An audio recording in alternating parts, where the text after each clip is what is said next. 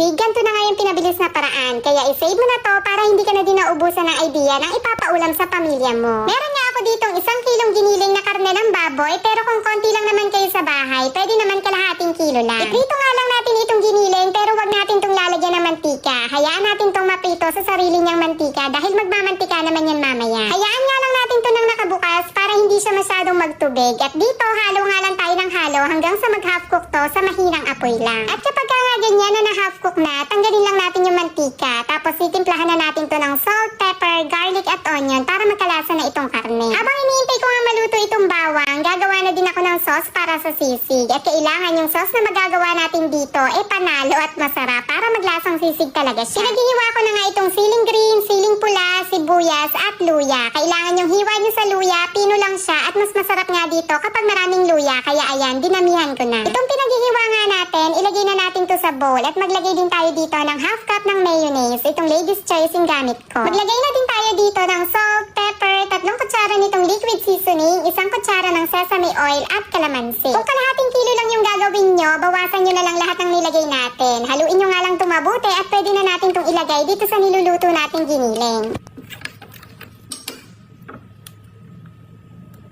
Ihalo lang natin dyan yan at meron na tayong instant sisig. O diba, hindi mo na kailangan magpausok para lang makapag-ihaw o kaya magprito dahil giniling lang pwede ka nang makagawa ng sisig. Napakadali lang nitong gawin kaya kayang-kaya nyo din yan. Kahit nga wala ng sizzling plate, magagawa nyo yan. At dito pala sa gitna, naglagay din ako dito ng 2 itlog. Hinalo ko na din para maluto at ayan na, ready na ang ating sisig. Nako, kung nagkikrave yung asawa nyo ng sisig, lutuan nyo na yan. Huwag na kayong bumili sa labas dahil mapapamahal pa kayo.